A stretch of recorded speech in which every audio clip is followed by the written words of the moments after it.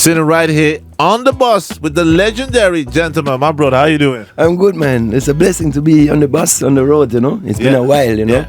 Well, it's like we're just like conversating about how long we know each other. That's a long time. You've been dropping hits for a long time, bro. Congratulations. But you know, I get older, you know. you just look the same, man. You have good genes too. I have a special ointment. Special oil. Barely like a push up. But beside that, yeah, man, we're in a good condition, you know. Man. But how is it to like being performing after all these years and seeing the people still respond to your music in the same and energetic way? Yeah, I always did like your questions, you know. It's not like, how did this German dude come to reggae music?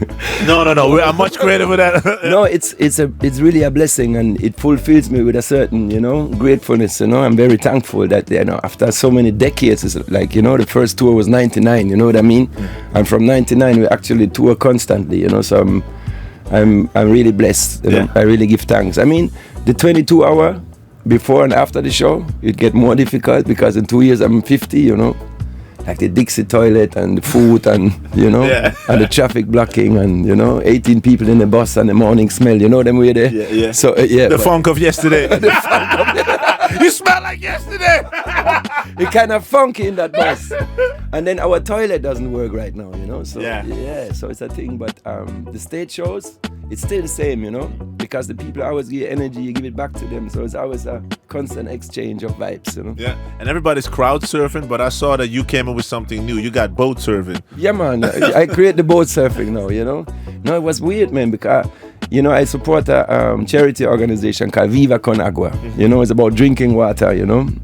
We did some wells in Africa, you know, and they always collect the cups, you know, and collect some money. So they had this boat, and I got it wrong, you know, because they said, okay, tell the people to throw their cups in the boat. And every cup is €1, so we collect money, you know. And then the boat came, you know, and then they're just sitting there, you know.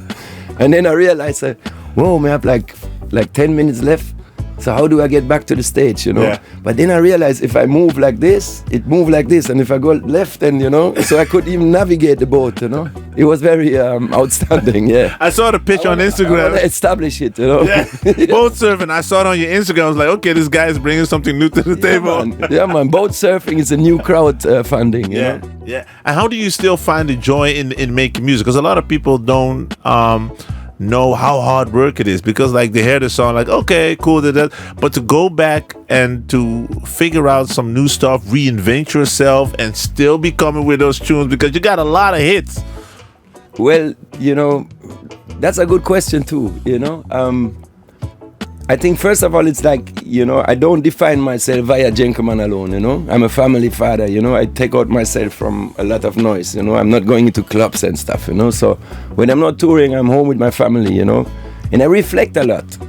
You know, I think that's what we need to do. We need to reflect a lot. Because if you don't reflect, you know, things happen too fast and then you have nothing new to say, you know what I mean? So so I just try to reflect, you know. And after a tour, it's like, you know, tranquility. Yeah. And then a lot of things come up, especially traveling, meeting a lot of different people. I always give you inspiration, you know. And this helped me through a lot of uncomfortable situations. And the herbs too, you know. So yeah, man. But, you know, to tell you the truth, you know, I don't feel like I have anything to prove, you know. It's not like this ego thing in it, you know. And you know, it's really like that, you know. I feel like, okay, there are still people who want to hear my music, you know. And if I have a vibe and I can write a song and put it out, you know, it's still that exchange, you know, regardless from how many clicks you get, you know, because you have good times as far as clicks are concerned and record sales. But when I really define myself over that, you know, so it helped me a lot. Yeah, it's a beautiful thing, because I remember playing your tunes for the first time on the radio, Damn God, Intoxication, and it's amazing to see, because I think a lot of people don't know that I think your second album you recorded in Tuff Gong Studios. That's a legendary studio to record any music. Could you take us back in time how that was? I mean, like Tuff Gong Studios, that's like Bob Marley studio. It have that vibe, you know. You go in there and it kind of have a Holy Spirit, you know. And when you go in there and you see all that wood and this, you know, the tile ceiling, and it's like, wow, you go in there and, oof, you know. Yeah. But it definitely inspires, you know. It's a place where really is full of inspiration. And, you know, there was this thing like, you know, Chow, he's an engineer, right? A Japanese guy, right? Exactly. The tall guy. Yeah, man. Yeah. And he lived behind the wall, you know. Yeah. There's a wall, you know, at the recording room, like the big recording room, there's a wall, and then it's like actually like a James Bond thing because you don't see no door, you know. And then I went there the first time and I smoked a big spliff and I was too high, you know. Then when you're too high and I felt like uncomfortable, you know. I was like, shit, I'm too high and in 10 minutes I need to voice, you know. And I sit in this room by myself because I need to breathe, you know. So I told my manager, I need a little time for myself and say, go in that room, you know. So I was sitting in that room and then all of a sudden this wall start move. Oh, wow. You know? You thought you were so high that the wall started to move? And then it opens up and then there was this tall Japanese guy in a underwear behind the thing with a long white beard. I'm saying, blessed love. I'm saying, he said, what is, man? So he's the guy actually who brought the Sony mixing board back in the days. Yeah. You know, Bob told him, say, yeah, man, I want that board. And he always fixed it, you know. So he's still there, you know. And I mean, yeah. That's legendary, man. It was crazy, man. And then to see, like, cause years after, I mean, I think 2016 you was touring Summer Jam with Ky-mani Marley. Is also like a Marley. Like, how amazing is that? I mean, like, I've interviewed Damian Marley, I think Ziggy Marley way back in the days. There's a special vibe around the Marley people. I don't know what, like, it's maybe you can explain it, but there's a vibe, a musical vibe hanging around it. Definitely. I mean, the whole Marley family is like super musically, you know, and all of them full of vibes, you know.